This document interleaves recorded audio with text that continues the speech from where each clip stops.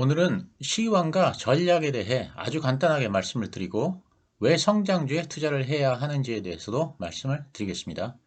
그리고 지난주에 예고했듯이 지노믹 트리에 대해 간단히 말씀드리고 마침 지난주에 CBDC에 대한 뉴스가 하나 나왔는데 이것에 대해서도 말씀을 드리겠습니다. 우선 시황에 대한 제 생각입니다. 어제 미국 증시가 크게 상승을 했습니다. 신문 매체에서는 애플의 좋은 실적이 주가 상승을 이끌었다고 보도하고 있습니다. 예상 매출과 예상 EPS가 모두 시장의 컨센서스를 상회했습니다. 그런데 우리가 주의 깊게 봐야 하는 부분은 고용 보고서에 대한 시장의 반응입니다. 노동부 발표에 따르면 비농업 신규 고용은 예상치를 큰 폭으로 웃돌았습니다. 컨센서스는 18만 개 증가했는데 실제로는 25만 3천 개가 증가했습니다. 예상보다 훨씬 더 큰 폭의 증가입니다. 실업률은 컨센서스보다 낮아졌고 임금 상승 속도는 더 가팔라졌습니다. 아마도 작년에 고용지표가 이렇게 좋게 나왔다면 주식시장은 폭락했을 것입니다. 2023년에는 경제지표의 해석을 작년과는 반대로 해야 한다고 다른 영상에서 말씀드렸습니다.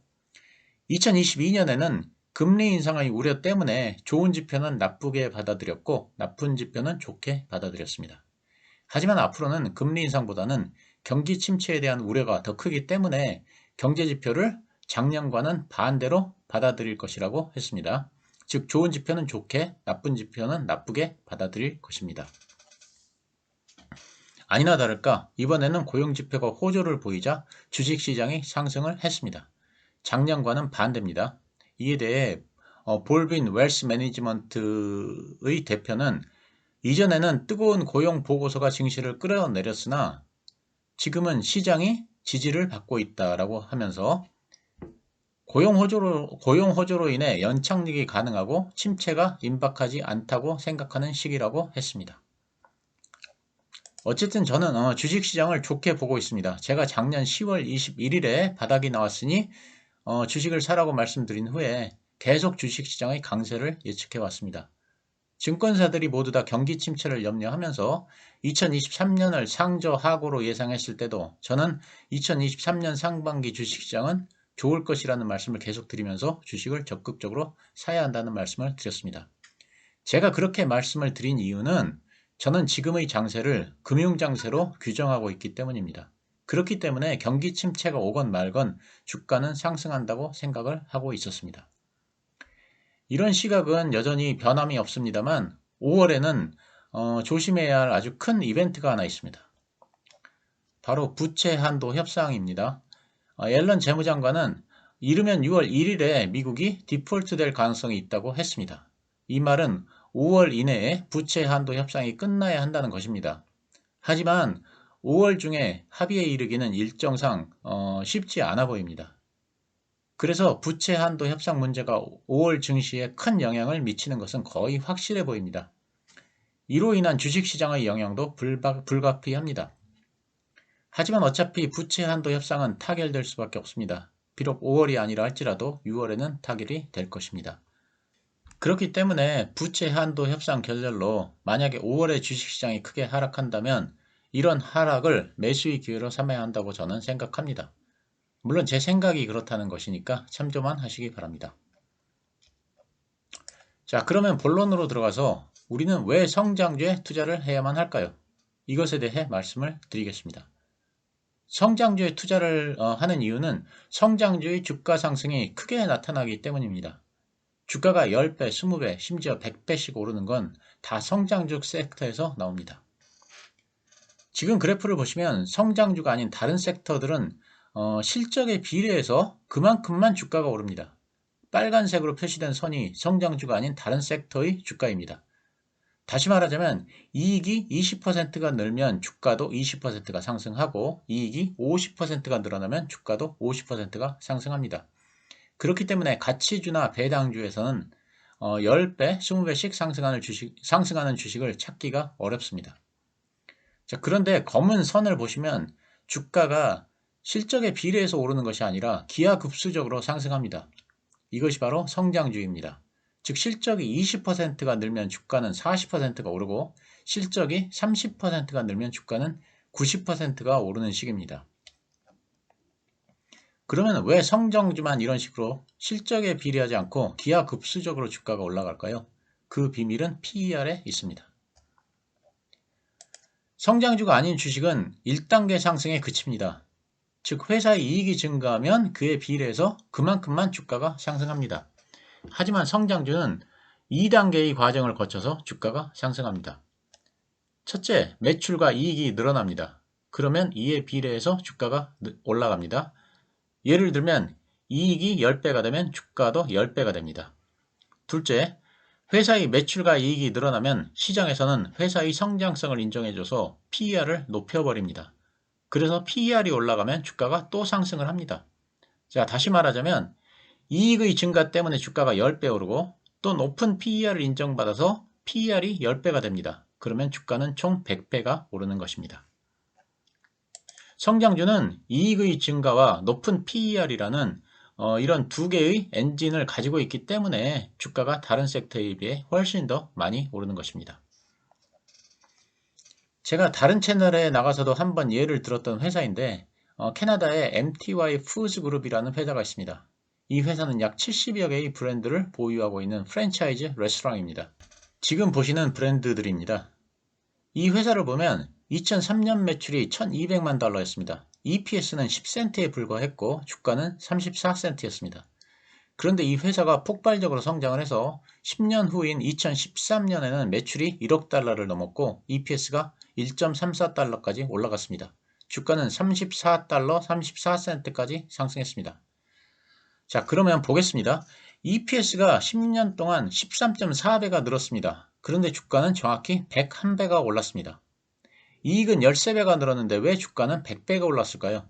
이것은 시장에서 성장주 프리미엄을 줬기 때문입니다. 즉 주식시장에서 인정해주는 PER이 올라갔기 때문입니다. 지금 표를 보시면 2003년 PER은 3.4였는데 2013년 PER은 25.6이었습니다. 주식시장에서 PER을 7.5배나 더 높여줬습니다. 그 이유는 성장주이기 때문입니다. 앞으로도 회사가 계속 성장할 것이기 때문에 미래의 성장성을 앞당겨서 미리 반영을 한 것입니다. 그러면 회사의 성장성이 둔화되면 어떤 현상이 일어날까요? 주식시장에서는 적용하는 PER을 확 줄여버립니다. 그래서 회사의 이익이 증가하고 EPS가 증가해도 주가는 하락을 하게 됩니다.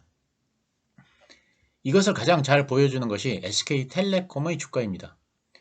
1990년대부터 2000년대 초반까지 우리나라의 대표적인 성장주는 SK텔레콤이었습니다.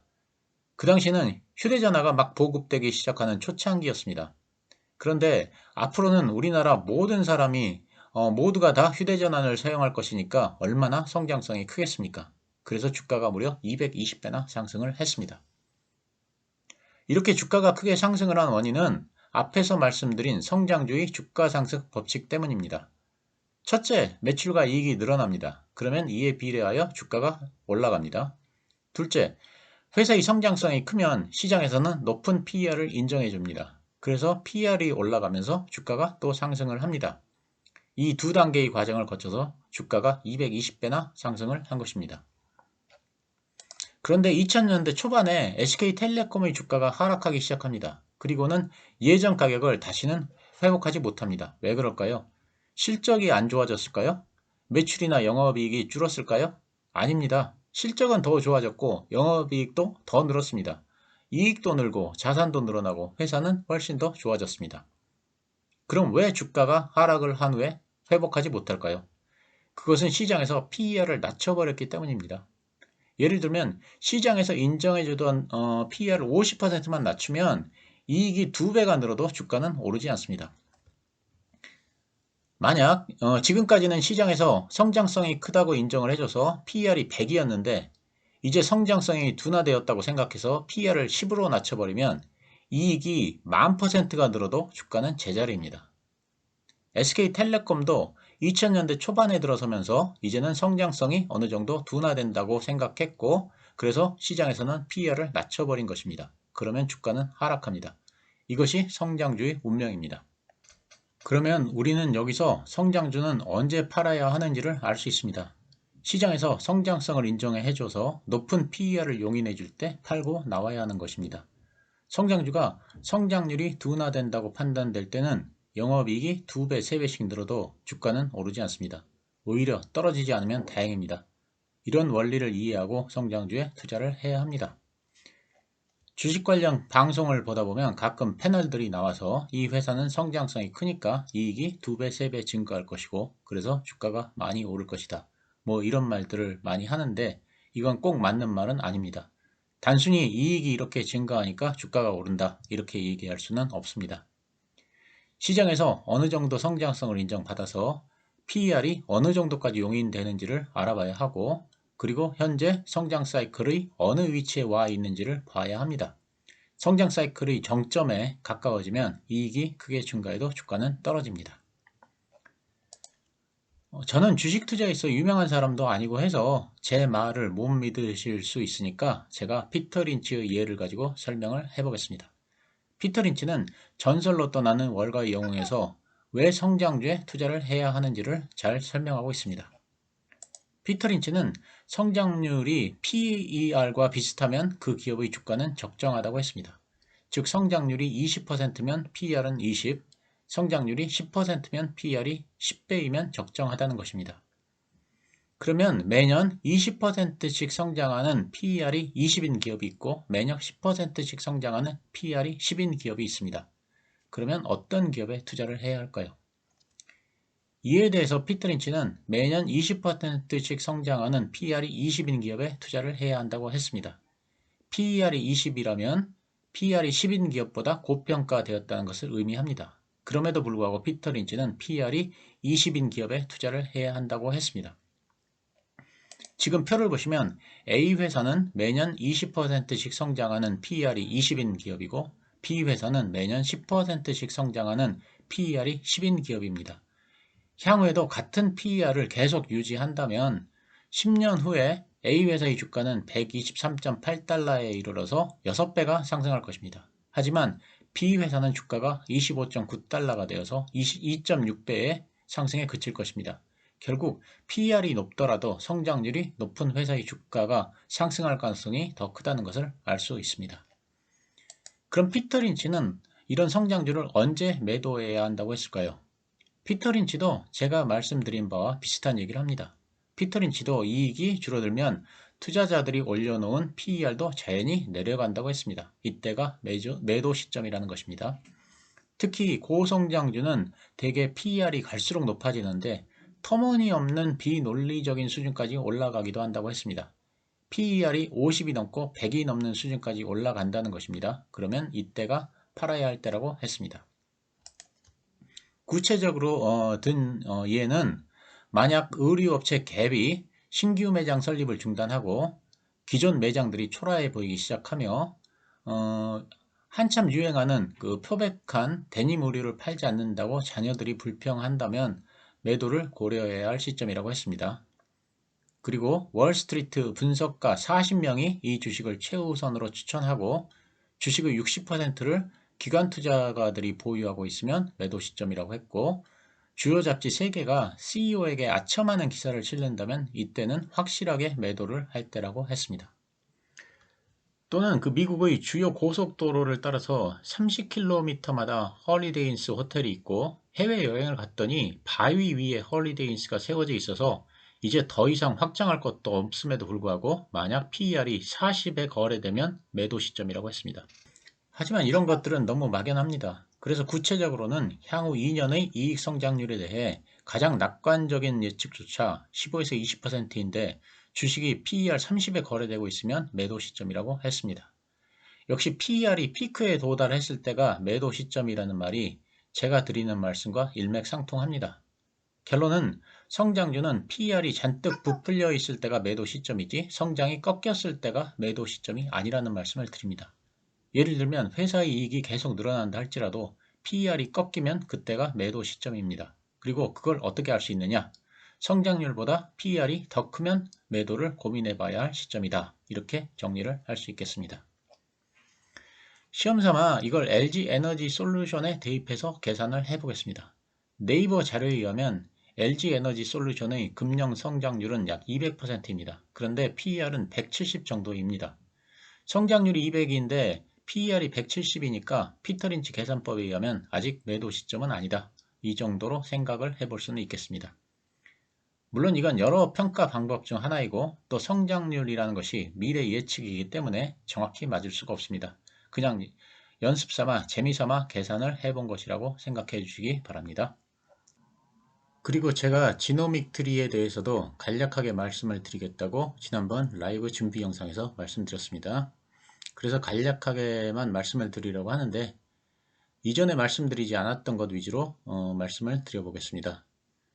저는 지노믹트리 IR 담당자하고 여러 번 통화를 했습니다. 그래서 얼리텍비의 그 미국 출시가 어떻게 되는지에 대해서 알아봤고 아마도 빠르면 6월 아니면 3분기쯤이면 LDT 절차를 마무리하고 미국에서 서비스를 개시하는 데는 문제가 없을 것으로 보입니다. 얼리텍B는 방광암 조기진단 키트입니다.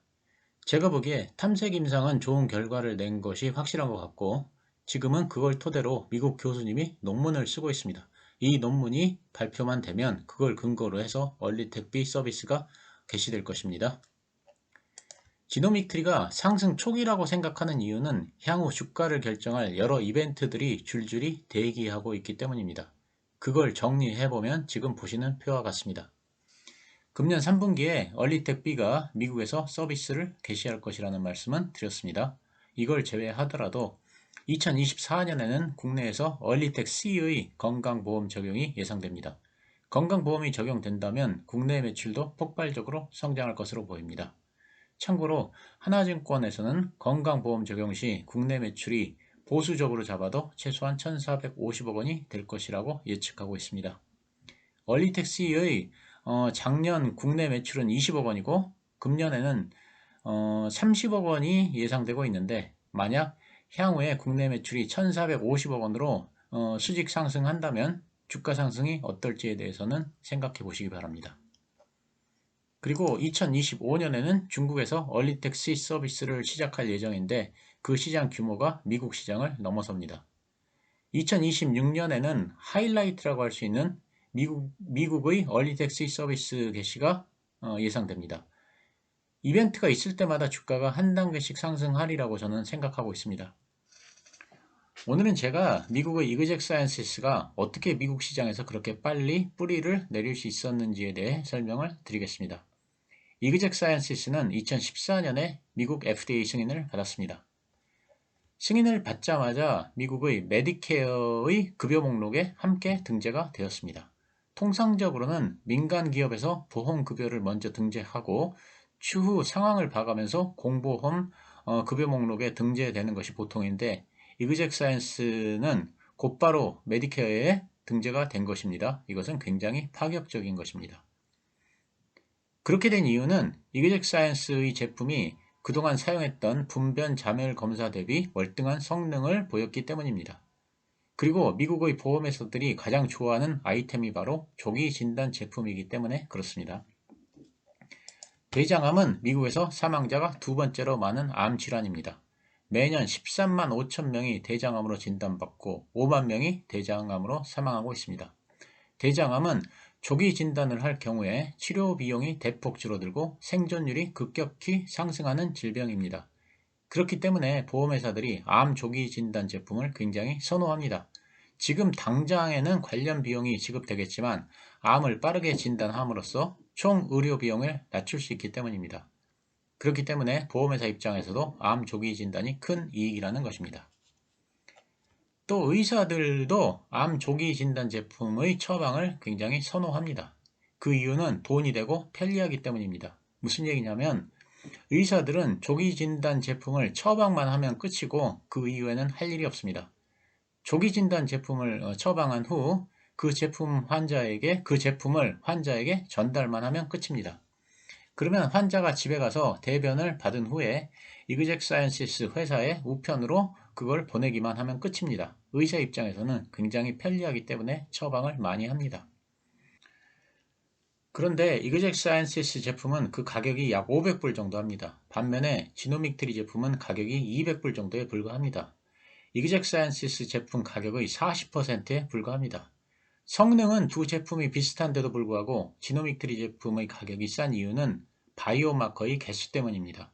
지노믹트리는 신테칸2라고 하는 하나의 바이오마커만 사용하는 데 반해 이그젝 사이언시스는 약 10개의 바이오마커를 사용합니다. 그래서 검사 비용이 증가하고 원가가 비쌉니다. 그리고 지노믹트리는 원천 기술을 가지고 있지만 이그젝 사이언시스는 고유 기술이 아니라 로열티를 지급하고 원천 기술을 사용하고 있기 때문에 원가가 높습니다. 이렇게 원가의 차이가 나기 때문에 FDA 허가만 받으면 미국의 보험회사들이 지노믹트리 제품을 채택하지 않을 이유가 없다는 것입니다. 그리고 이그젝 사이언시스 제품은 약 10개의 바이오마커를 사용하기 때문에 대변 전체를 필요로 합니다. 그래서 해외 진출에 문제가 있습니다. 대변 전체를 항공으로 공수해 와야 하기 때문입니다. 하지만 지노믹트리는 한 개의 바이오마커만 사용하기 때문에 대변 1g만 있으면 됩니다. 그래서 해외 진출에 큰 문제가 없습니다. 참고로 말씀을 드리자면 이그젝 사이언시스가 조기에 성공을 한 이유 중 하나는 화이자와의 협업을 통해서 화이자의 유통망을 이용했기 때문입니다. 마침 화이자의 매출이 하락하고 있던 시기라 화이자도 매출을 높이는 데 기여할 수 있는 제품을 찾고 있었는데 마침 이그젝 사이언시스의 그 대장암 진단 키트가 나왔습니다. 그래서 둘의 이해관계가 딱 맞아 떨어져서 둘 간의 협업이 이루어질 수 있었습니다. 여기서 우리가 알 수 있는 것은 향후 지노믹트리도 미국의 중견 제약업체와 협업을 해야 한다는 것입니다. 이것이 중요하다는 것입니다. 우리나라에서는 대웅제약과 협업을 하고 있습니다. 이렇듯 미국에서 유통망을 확실히 확보하고 있는 제약회사와의 협업이 중요합니다. 지금 표를 보시면 이그젝 사이언시스는 매출이 27조 원이고 시가총액이 14조 원입니다. 이그젝 사이언시스가 다른 제품의 매출도 있지만 대부분은 대장암 조기진단 제품에서 매출이 나오고 있습니다. 그리고 지금도 이 시장은 매우 가파르게 성장하고 있습니다. 지노믹트리는 대장암 조기진단뿐 아니라 방광암이나 폐암 등 다양한 파이프라인을 가지고 있습니다. 제품도 더 경쟁력이 있고 중국이나 동남아를 비롯한 해외 진출도 가능합니다. 경쟁력 측면에서 볼 때 지노믹트리가 이그젝 사이언시스보다 앞서고 있음에도 불구하고 시가총액은 2%에 불과합니다. 만약 향후에 지노믹트리의 시가총액이 이그젝 사이언시스의 40%까지 올라간다면 지노믹트리의 주가는 20배가 상승할 것입니다. 머릿속에서 그냥 간단히 계산을 해보면 그렇다는 것입니다. 물론 오늘 드린 말씀은 제 생각일 뿐이고 종목 추천은 아닙니다. 참조하시기 바랍니다. 그리고 지난주에는 CBDC 관련해서 뉴스가 하나 제 눈에 들어왔는데 이것에 대해서도 간단히 말씀을 드리도록 하겠습니다. 미국의 노스캐롤라이나 주에서는 CBDC의 사용을 금지하는 법안을 118표 만장일치로 통과시켰습니다. 그래서 향후에는 FRB가 발행하는 디지털 달러는 노스캐롤라이나 주의 관련 기관에서는 결제수단으로 사용될 수 없습니다. 미국의 플로리다 주에서도 비슷한 일이 있었습니다. 플로리다 주지사도 CBDC는 개인의 경제 자유를 침해한다고 반대를 하고 있습니다. 그는 CBDC는 전 세계에서 발생하고 있는 모든 거래를 추적할 수 있는 연방정부의 초석이라고 했습니다. 이렇게 CBDC는 개인의 모든 거래를 정부가 다 들여다볼 수 있어서 사생활 논란이 있습니다. 중국에서도 이런 문제가 제기되었지만 중국 정부는 통제 가능한 익명성이라는 말을 사용했습니다. 즉 평소에는 익명성을 보장하겠지만 무슨 문제가 생기면 그 거래 내역을 정부에서 들여다보겠다는 말입니다. 사실상 국민의 사생활을 정부 통제에 두겠다는 말과 크게 다르지 않습니다. 공산국가이기 때문에 공론화 과정 없이 그냥 CBDC를 밀어붙였지만 사생활 보호가 중요한 미국에서는 좀 다른 얘기라고 저는 생각합니다. 그런데 저는 미국은 굳이 CBDC가 필요 없다고 생각합니다. 미국 정부에서도 이런 의견을 가진 사람들이 많은 걸로 알고 있습니다. 그 이유는 굳이 CBDC를 발행하지 않아도 스테이블 코인이 CBDC의 역할을 잘 하고 있기 때문입니다. 무슨 말인지 설명을 드리겠습니다. 달러가 패권을 유지하기 위해서는 저변을 확대해야 합니다. 그런데 지금 달러는 이미 쓸만한 사람들은 모두 다 쓰고 있습니다. 더 이상 달러 사용자를 넓히기 어려운 상황입니다. 하지만 이건 은행 서비스를 이용할 수 있는 사람들에 한정될 때 그렇습니다. 우리나라 사람들은 은행을 마음대로 이용할 수 있기 때문에 은행을 이용하지 못하는 사람들이 많다고 하면 잘 이해를 하지 못합니다. 하지만 세계에서 은행 서비스를 이용하지 못하는 사람들의 규모는 상상을 초월합니다. 한때 페이스북이 리브라라는 디지털 화폐를 발행할 계획을 세운 적이 있습니다. 물론 미국 정부하고 국회의 견제 때문에 현실화되지는 못했습니다. 그런데 이 리브라의 백서를 보면 지금 보시는 말이 나옵니다. 아직 가장 기본적인 금융 서비스조차 받을 수 없는 사람들이 전 세계 17억 명이나 있다. 그리고 인터넷과 모바일의 발전은 세계인의 삶을 혁신적으로 개선했지만 그럼에도 불구하고 아직 금융에는 풀지 못한 숙제들이 많이 있다. 그리고 그것을 우리가 해결해 보고자 한다. 즉 세계에서 은행 서비스를 이용하지 못하는 사람들이 무려 17억 명에 달한다는 것입니다. 은행 서비스를 이용하지 못하는 사람들은 주로 핸드폰을 이용해서 결제도 하고 송금도 합니다. 미국이 달러의 패권을 유지하고 저변을 확대하기 위해서는 이 17억 명의 사람들에게 달러를 사용하도록 해야 합니다. 하지만 은행을 이용할 수 없는데 어떻게 달러를 사용할 수 있게 할 수 있을까요? 그것이 바로 디지털 화폐를 사용하도록 하는 것입니다. 디지털 화폐는 핸드폰을 통해서도 사용할 수 있으므로 핸드폰을 통해서 사용할 수 있는 달러를 만들면 되는 것입니다. 그런 목적에서 중국이 디지털 위안화를 만들었습니다. 디지털 위안화를 쓰는 사람들의 저변을 넓혀서 미국 달러의 지위를 위협하겠다는 것입니다. 그래서 미국도 CBDC, 즉 디지털 달러를 만들어야 한다는 의견이 많습니다. 하지만 저는 미국은 사정이 중국과는 좀 다르다고 생각합니다. 굳이 CBDC를 만들 필요가 없다는 것이 제 생각입니다. 이미 사용 중인 스테이블 코인이 디지털 달러의 역할을 훨씬 더 잘 수행할 수 있기 때문에 그렇습니다. 스테이블 코인은 미국의 달러에 페그가 됩니다. 1스테이블 코인은 1달러입니다. 스테이블 코인 하나를 발행하기 위해서는 은행에다가 1달러를 예치해야 합니다. 그렇기 때문에 스테이블 코인을 하나를 발행하면 미국 정부가 1달러를 발행하는 것과 같은 효과를 가져옵니다. 한 발 더 나가서 스테이블 코인 준비금은 미 국채로 보관하고 있어야 한다고 미국 뉴욕주에서는 지침을 발표한 바 있습니다. 그러니까 미국 정부 입장에서는 미국 국채를 발행해야 하는데 이 국채를 소화해 줄 수 있는 상대가 생긴 것입니다. 그리고 스테이블 코인은 정부에서 그 거래 내역을 들여다볼 수가 없습니다. 그래서 익명성이나 사생활 보호 문제도 해결이 됩니다. 결국은 스테이블 코인의 효과는 CBDC보다 더 강력합니다. 그러니까 미국 정부가 직접 나서서 CBDC를 발행할 필요가 없다는 것입니다. 그리고 이 스테이블 코인의 효과가 얼마나 달러의 힘을 강화시킬 수 있는지에 대해서도 말씀드리겠습니다. 2021년에 영국의 재무부 장관은 암호화폐 시장을 폭넓게 규제하기보다는 스테이블 코인 규제에 초점을 맞출 것이라고 하면서 일부 기업들이 규모와 기존 온라인 서비스 접속 능력을 기반으로 신속하게 시장을 지배하고 경쟁자들을 몰아낼 잠재적 가능성이 있다고 말해 스테이블 코인을 경계했습니다. 무슨 말이냐면 메타 플랫폼스나 알파벳과 같은 플랫폼은 전 세계 어디에서나 사용됩니다. 메타에는 페이스북, 인스타그램, 왓츠앱이 있고 알파벳에는 구글과 유튜브가 있습니다. 인도나 아프리카에는 은행은 없을지 몰라도 인스타그램이나 구글은 전부 사용합니다. 그러면 만약 메타나 알파벳이 산하 플랫폼 기업들을 통해서 달러에 연동되는 스테이블 코인을 유통시키면 어떻게 될까요?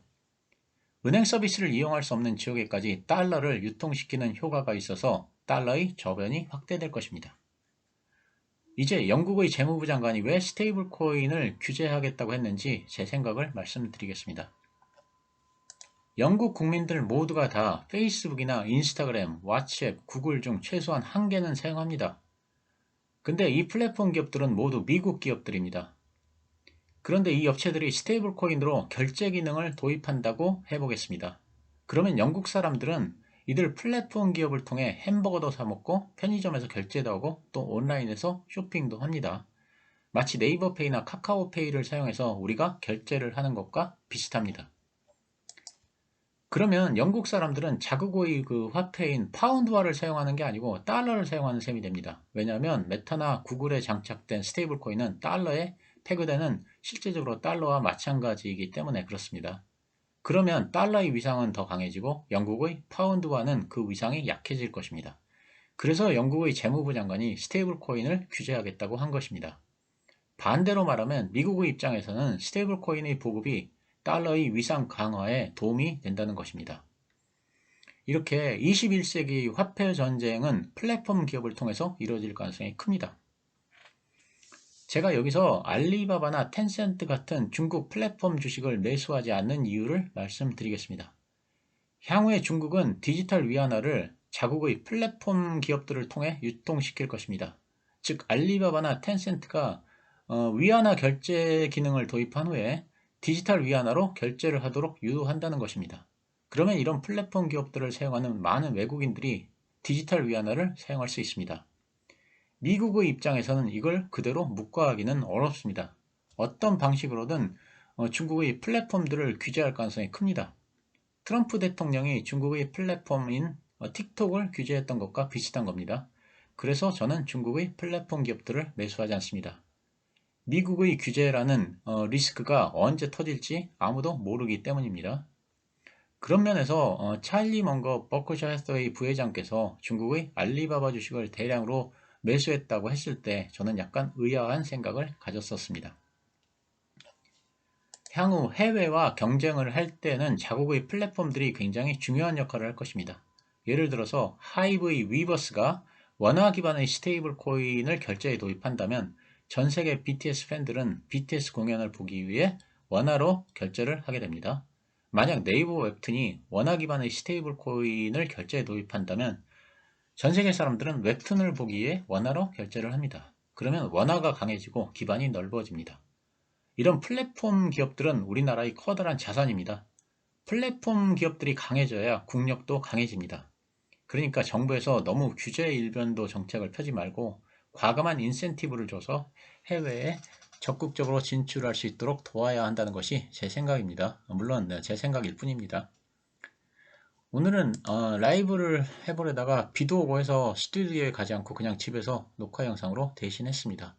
조만간 라이브 기회를 만들어 보도록 하겠습니다. 오늘은 토요일입니다. 편안한 주말 보내시기 바랍니다. 감사합니다.